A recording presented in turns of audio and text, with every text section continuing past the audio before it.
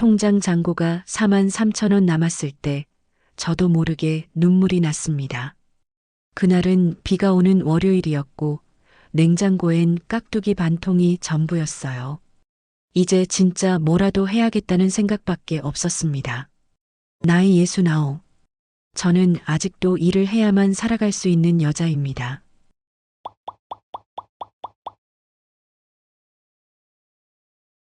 안녕하세요. 저는 김정희입니다.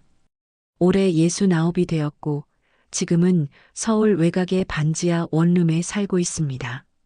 창문 밖엔 늘 시멘트 벽이 보이고 햇빛은 아침에 잠깐 스치듯 들어옵니다.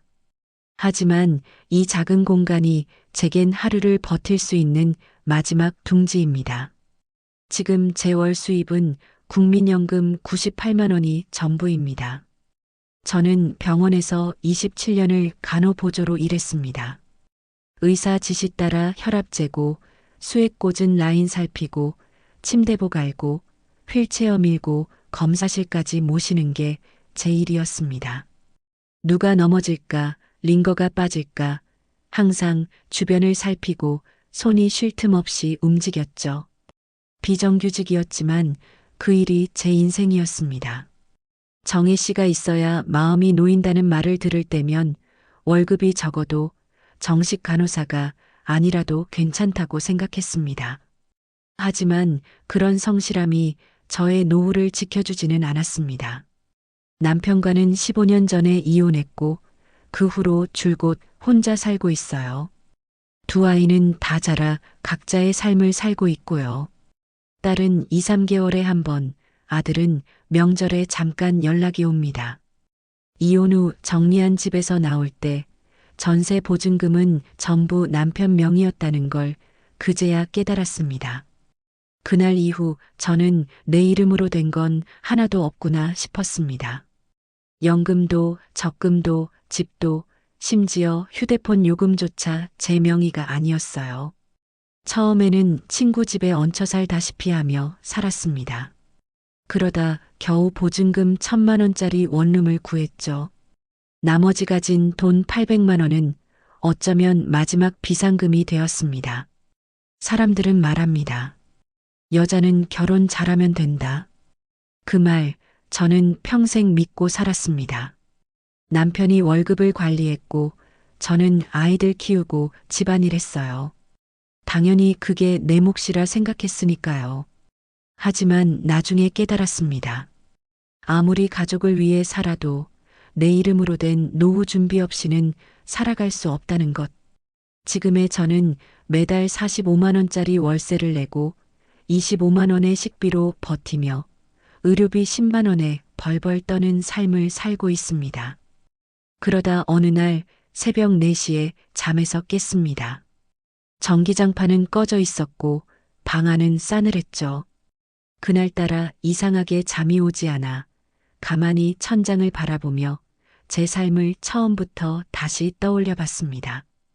병원에서 일하던 시간들, 남편과 아이들과 함께 보냈던 날들, 이혼 후 혼자 견디며 살아온 세월까지 그 모든 장면들이 파노라마처럼 스쳐 지나갔습니다. 그리고 문득 이런 생각이 들었어요.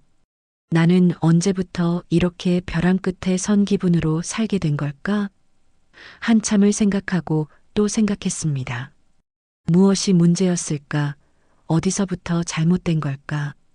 그렇게 몇 날 며칠을 마음속으로 되짚은 끝에 저는 마침내 알게 되었습니다. 제 인생이 이렇게 불안해진 데는 결정적인 3가지 실수가 있었단 거요. 그땐 그게 실수인지도 몰랐습니다. 그저 가족을 위해 당연히 그렇게 해야 한다고 믿었으니까요. 하지만 지금 돌아보니 그 선택들이 결국 제 노후를 힘들게 만들었더군요. 오늘은 그 이야기를 들려드리려 합니다. 저처럼 후회하는 분들이 한 분이라도 줄어들기를 바라면서요. 제 노후를 힘들게 만든 첫 번째 실수는 남편 말만 믿고 제 이름으로 된 건 아무것도 없었던 것입니다. 젊었을 땐 그게 당연하다고 생각했어요. 가정은 남편이 책임지고 나는 뒷바라지를 잘하면 된다. 어디서 들었는지도 모르는 말이었지만 그 말이 제 머릿속에 뿌리처럼 박혀 있었습니다. 남편이 월급을 받아오면 저는 봉투를 열어보지도 않았습니다. 돈 문제는 내가 알아서 할게. 그 말에 믿음이 갔고 솔직히 귀찮기도 했어요. 그래서 월급 통장도 남편 명의였고 살던 집도 보험도 적금도 전부 남편 이름으로 돼 있었죠. 결혼하고 10년 넘게 저는 일을 하지 않았습니다. 아이들 키우느라 하루가 다 가고 남편은 당신은 살림만 잘하면 되라고 말했으니까요. 그 말이 그 배려가 고마웠고 그래서 더 의심하지 않았습니다. 당시엔 그게 사랑이라고 생각했거든요. 나 믿어. 당신 이름 필요 없어. 남편의 이 말이 지금 돌아보면 제 인생에서 가장 바보 같았던 순간이었습니다. 남편은 기분파였습니다. 돈이 들어오면 가전제품을 바꾸고 친구에게 밥을 사고 자동차 기름을 가득 채웠습니다. 통장은 늘 바닥이었고 모으자고 하면 다음 달부터 하자는 말만 돌아왔죠. 그 다음 달은 오지 않았습니다. 이혼을 결심하게 된 건 남편이 외도를 한 게 결정적이었지만 사실 그 이전부터 경제적으로 제 손에 쥐어진 게 하나도 없다는 사실이 저를 무너지게 했습니다. 이혼하던 해 살던 전셋집 계약서를 처음 들여다봤습니다. 그제서야 알았어요. 전세 보증금 4천만 원 전부 남편 명의였다는 걸. 법적으로 저는 아무 권리도 없었고 그 집에서 나오는 순간 저는 그저 집 없는 여자가 됐습니다. 그때 남편이 저한테 뭐라고 했는지 아세요? 너 사회생활 안 했잖아. 집도 내가 번 돈으로 마련했지. 왜 네가 반을 가져가? 말이 안 되는 소리지만 서류도 없고 제 명의도 없고 변호사도 선임할 돈도 없던 저는 그 말에 항변조차 하지 못했습니다. 그 순간 저는 세상에서 가장 무력한 존재가 됐습니다. 남편은 이혼 후 몇 년 지나 재혼했습니다. 저는 친정도 없이 단칸방을 전전하며 살아야 했습니다. 보증금 없는 월세방, 고장난 전기장판, 새는 수도꼭지, 아무도 없는 방에 누워 나는 왜 이렇게까지 준비 없이 살았던 걸까 스스로를 원망하고 또 원망했습니다. 그제야 깨달았어요. 세상은 내 이름이 있어야 내 것이라고 인정해준다는 거요. 내 이름으로 된 통장, 내 이름으로 된 집, 내 이름으로 들어간 연금 하나 없이 살아온 살. 그 모든 것이 지금 제 노후를 위태롭게 만든 시작이었습니다. 제 노후를 힘들게 만든 두 번째 실수는 내 이름으로 된 연금 하나 없이 살아왔다는 것입니다. 젊었을 땐 연금이라는 말이 남의 이야기처럼 들렸습니다. 저는 병원에서 일했지만 정규직은 아니었고 간호조무사 자격도 없었습니다. 그냥 간호보조라는 이름으로 일했어요. 병실 청소, 침대 시트 정리, 진료실 정돈, 환자 휠체어를 밀고 검사실까지 동행하는 일. 아픈 환자들을 부축하다가 허리를 삐끗한 적도 많았지만 늘 괜찮다. 이 정도는 할 수 있다며 넘어갔습니다. 일이 고되고 정신없이 바빴지만 사대보험은 적용되지 않는 조건이었습니다. 사장님은 현금으로 바로 주니까 세금도 안 떼고 좋잖아라고 했고 저도 매달 110만 원씩 꼬박꼬박 들어오는 돈이 고마워서 별말을 하지 않았습니다. 지금 돌이켜보면 그게 얼마나 위험한 선택이었는지 그땐 몰랐어요. 국민연금도 없고 고용보험도 없고 퇴직금도 없었습니다. 아무리 오래 일해도 제 이름으로 쌓이는 건 아무것도 없었죠. 40대 중반에 운 좋게 보건소 계약직으로 2년 정도 일한 적이 있었는데 그때 잠깐 국민연금이 나갔습니다. 하지만 나중에 연금 수령액 산정할 때 2년짜리 경력은 숫자에 별로 도움이 되지 않았습니다. 결국 지금 제가 받고 있는 연금은 노령 기초연금을 포함해 98만 원, 그것도 65세부터 겨우 신청해서 받은 금액입니다. 주변 친구들 중에는 매달 130만 원, 150만 원씩 받는 사람도 있거든요. 그럴 때마다 내 손으로 땀 흘려 일했지만 내 이름으로 쌓아둔 게 없다는 사실이 참 허무하게 느껴집니다.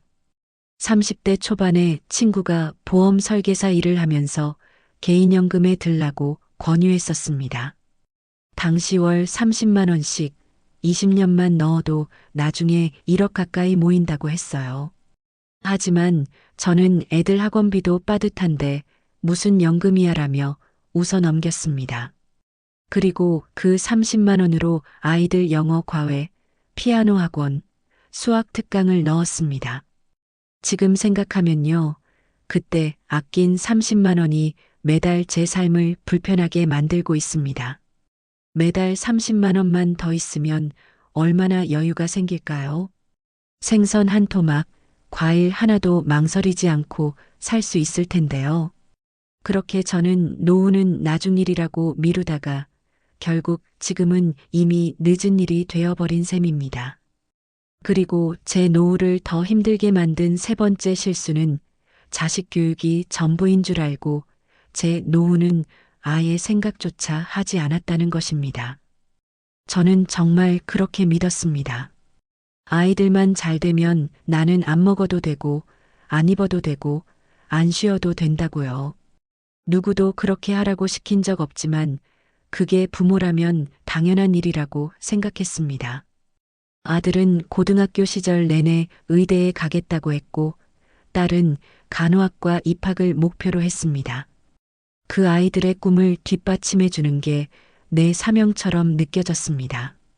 새벽같이 일어나 도시락 싸고 밤늦게까지 참고서 찾아 인터넷을 뒤졌습니다.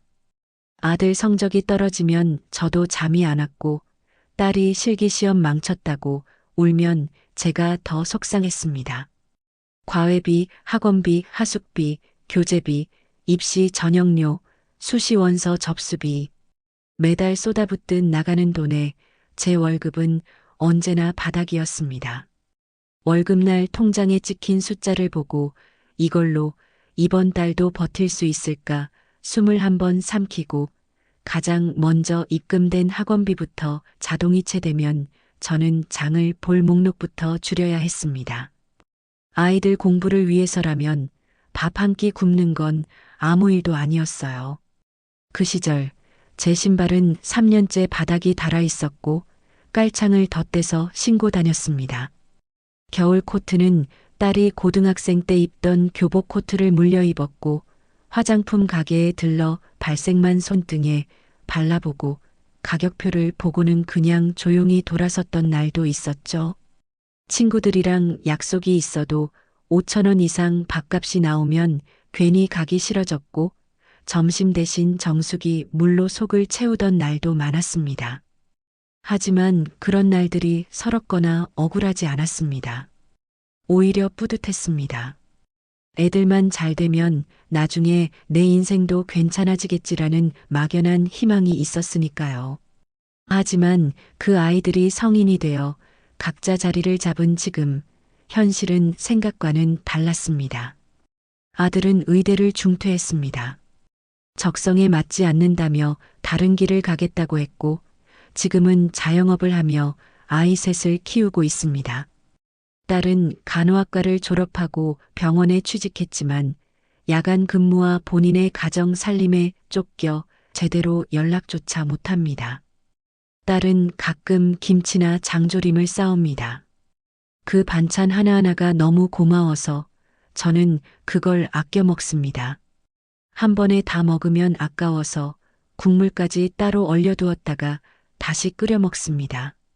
아들은 명절에 한 번, 그것도 반나절 정도 들렀다 갑니다. 손주 얼굴이라도 보면 좋겠다 싶지만 아이들 데려오긴 어렵다며 늘 미안하다는 말만 남깁니다. 처음엔 이해했습니다. 바쁘니까 그럴 수 있다고요. 그런데 시간이 갈수록 마음이 허전해졌습니다. 아이들이 멀어진 게 아니라 내 삶에서 내가 밀려났다는 사실이 점점 더 뼈아프게 느껴졌습니다. 지금 저는 서울 외곽 보증금 1,000만 원짜리 반지하 원룸에서 살고 있습니다. 월세 45만 원을 내고 나면 남는 돈이 거의 없습니다. 연금 98만 원을 쪼개어 식비, 약가, 관리비, 통신비, 교통비를 계산하면 다음 달을 어떻게 넘길지 늘 계산기부터 두드리게 됩니다. 마트에 가서도 반찬 한 통 앞에서 서성입니다. 6,500원이면 살 수 있는 오징어 젓갈 하나조차 결국 내려놓고 빈손으로 돌아올 때가 많습니다. 그런 날은 김치에 물 말아 저녁을 대신합니다. 자식들한테 손을 벌리고 싶지는 않습니다. 나름 열심히 키웠고 잘 자라준 것만 해도 고맙다고 생각합니다. 하지만 마음 한구석이 허전한 건 어쩔 수 없더라고요. 예전에는 자식 잘 키우면 노후는 편하다는 말이 참 많았죠. 저도 그렇게 믿었습니다. 그러나 이제는 압니다. 그건 옛말입니다. 지금 세상은 부모든 자식이든 각자 자기 삶을 책임져야 합니다. 자식도 버겁고 부모도 벅찬 세상입니다. 결국 내 노후는 내가 준비하지 않으면 아무도 대신 해주지 않습니다. 내가 나를 돌보지 않으면 아무도 챙겨주지 않아요. 그리고 그걸 깨달았을 땐 이미 한참 늦은 나이였죠. 그래도 저는 그 사실을 인정하고 지금부터라도 조금씩 바꿔가려고 합니다. 과거의 잘못된 선택을 후회만 하고 있을 수는 없으니까요. 지금은 연금 외에도 일할 수 있는 방법을 찾고 가능한 범위 안에서 건강을 지키고 하루하루를 무너지지 않게 살아가려 노력하고 있습니다. 그리고 조용히 제 자신에게 이렇게 말해봅니다. 늦었지만 지금부터라도 나를 챙기자. 내 삶은 아직 끝나지 않았으니까.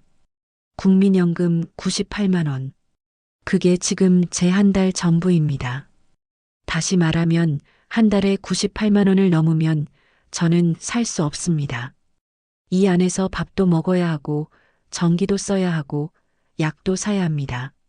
매달 45만 원짜리 원룸 월세를 내고 관리비로 9만 원, 수도세 전기세가 3만 원 정도 더 나갑니다. 겨울엔 난방비가 올라서 가스비만 6, 7만 원이 나오고요. 한 달 주거비로 평균 60만 원 가까이 쓰는 셈입니다.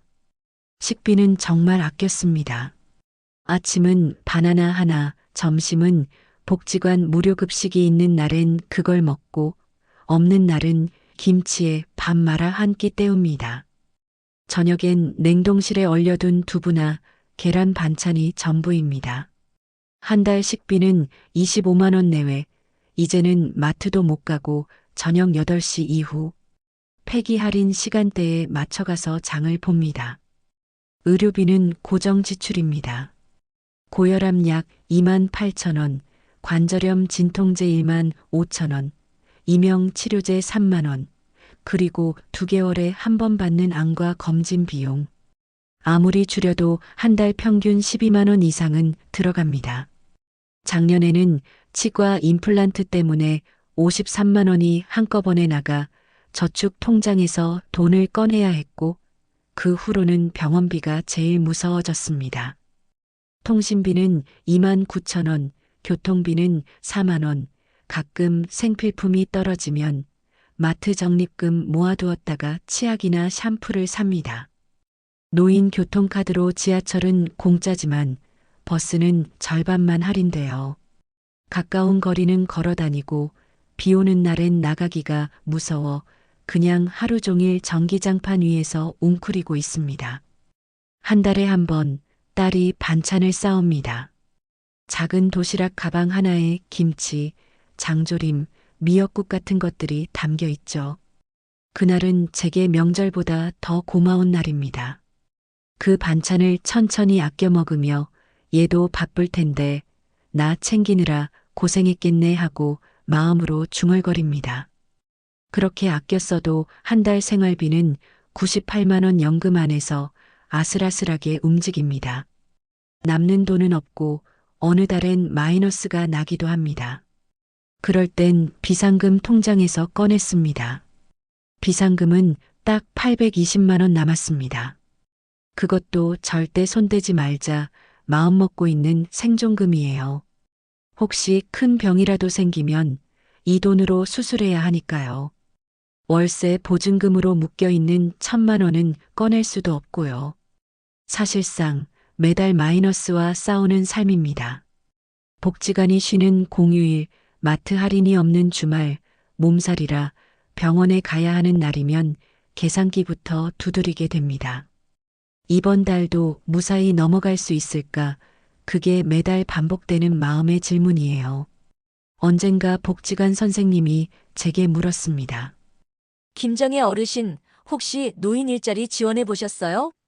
그 질문이 제 마음속에 처음으로 불을 지핀 순간이었습니다.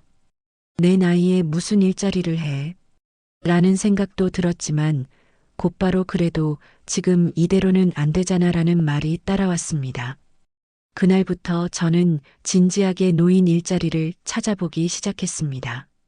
내 몸에 맞는 일, 내가 해낼 수 있는 일, 그리고 조금이라도 생활비를 보탤 수 있는 일.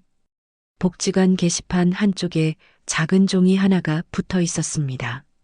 아파트 택배 관리 요원 모집. 오전 9시부터 오후 1시까지 주 5일 근무.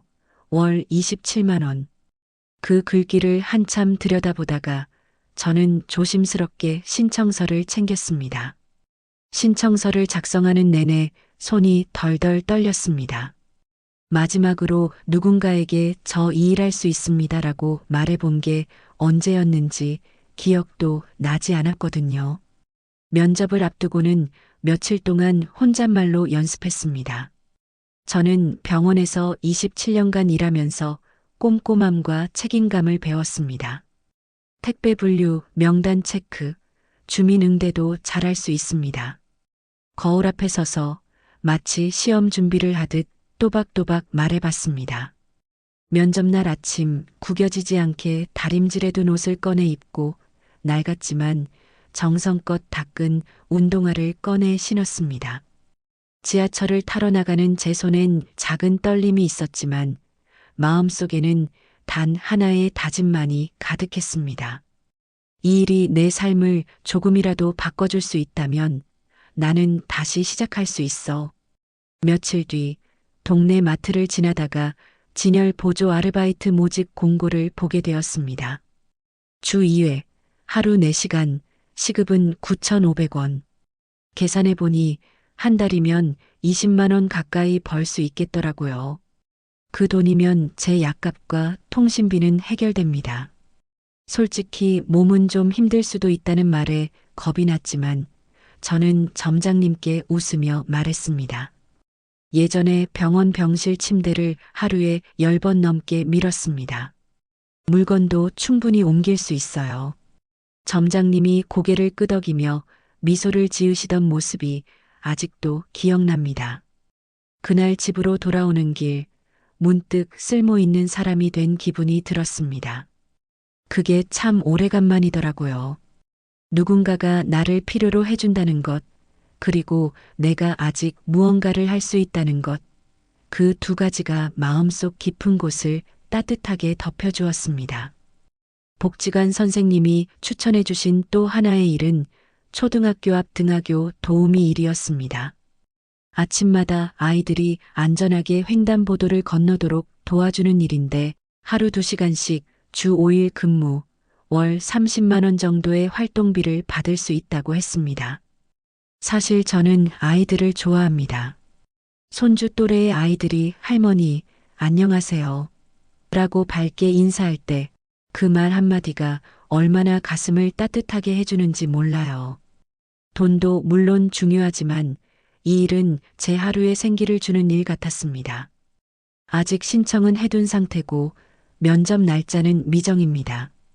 하지만 가능하다면 이 일도 꼭 해보고 싶습니다. 누군가를 도울 수 있고 매일 누군가와 눈을 마주치고 인사를 나눌 수 있다는 것. 그거 하나만으로도 하루가 덜 외롭고 조금은 밝아질 수 있을 것 같거든요. 물론 이 3가지 일을 모두 하기는 체력적으로 어려울 수도 있겠지요. 그래서 저는 아파트 택배 관리와 등하교 도우미 중 하나, 그리고 마트 진열 아르바이트를 병행하는 방향으로 조율해 보고 있습니다. 세 가지를 다 하지 못하더라도 하나만이라도 제 손으로 돈을 벌 수 있다면 그것만으로도 저는 스스로에게 박수를 쳐줄 수 있을 것 같습니다. 이제 저는 다시 한번 제 삶을 조금씩 일으켜 보려고 합니다. 지금까지는 버티는 삶이었다면 이제는 조금씩 앞으로 나아가는 삶을 살고 싶습니다. 만약 계획대로 된다면 연금 98만 원에 추가 수입 50만 원 정도가 생기겠죠. 그렇게 되면 의료비 걱정 없이 병원에 가고 가끔 손주들한테 10,000원짜리라도 쥐어줄 수 있지 않을까 싶습니다. 무리하지 않는 선에서 제가 할 수 있는 만큼만 천천히 하지만 꾸준히 살아가려고 합니다. 며칠 전 복지관에서 전화가 왔습니다. 김정혜 어르신 택배 관리 일자리 최종 합격되셨어요. 순간 눈물이 핑 돌았습니다. 어느새 잊고 지냈던 단어였어요. 합격 이 나이에 다시 사회로 나갈 수 있다는 것, 그 사실만으로도 저에겐 충분히 값진 일이었습니다. 그날은 마트에 가서 바나나 한 송이를 샀습니다. 그리고 오랜만에 축하합니다라는 말을 제 자신에게 해줬어요. 지금 저는 오전엔 택배 관리, 주 2회는 마트 진열 일을 하고 있습니다. 몸은 조금 피곤하지만 마음은 전보다 훨씬 가볍습니다. 은행 잔고는 여전히 넉넉하지 않지만 내가 내 힘으로 버티고 있다는 자부심이 생겼습니다. 복지관 프로그램도 계속 다닙니다. 건강체조반에서 만난 이순자 씨와는 이제 친구가 되어 가끔 시장도 같이 봅니다. 혼자가 아니라는 감각, 그게 사람을 살게 하는 힘이더군요. 가끔 손주들에게 용돈을 쥐어줄 때가 있습니다. 많은 금액은 아니지만 그 돈을 주는 제 손이 자존감으로 꽉 찬 손이라는 걸 느낍니다. 그게 제겐 가장 큰 변화입니다. 이제 저는 압니다. 노후는 저절로 오지 않습니다. 그리고 준비 없는 노후는 너무도 냉정합니다. 그래서 이 영상을 보시는 여러분께 꼭 드리고 싶은 말이 있습니다. 첫째, 제발 국민연금만 믿지 마세요. 국가가 책임져 줄 거란 기대만으론 노후는 절대 안정되지 않습니다. 20대, 30대부터 반드시 개인연금이나 저축을 시작하세요. 조금씩이라도 꾸준히. 둘째, 집은 꼭 마련해 두세요. 자기 집 한 채 있느냐 없느냐가 노후를 너무나 크게 갈라놓습니다. 지금 제 월세가 45만 원인데 그 돈이면 취미도 할 수 있고 사람도 더 만날 수 있습니다. 셋째, 건강이 곧 돈입니다. 젊었을 땐 건강이 그냥 따라오는 줄 알았어요. 하지만 이젠 알죠. 병원비는 언제든 나를 덮칠 수 있고 건강은 미리 준비해야만 유지되는 자산이라는 거요. 넷째, 너무 늦었다고 생각하지 마세요. 저도 69에 새로 시작했습니다. 처음엔 무서웠고 창피했고 자신 없었습니다. 하지만 한 발 내디뎠을 때 내 삶이 다시 조금씩 움직이기 시작했습니다. 지금 이 순간에도 어딘가에서 외롭게 혼자 밥을 먹는 누군가가 있다면, 통장 잔고를 붙잡고 한숨 쉬는 누군가가 있다면 그분들께 이 말을 꼭 전하고 싶습니다. 당신은 지금도 충분히 대단합니다. 늦었다고 생각한 그 순간이 인생의 진짜 시작일 수 있습니다. 이것이 국민연금 98만 원으로도 버티며 살아가는 저 김정희의 이야기입니다. 들어주셔서 진심으로 감사합니다.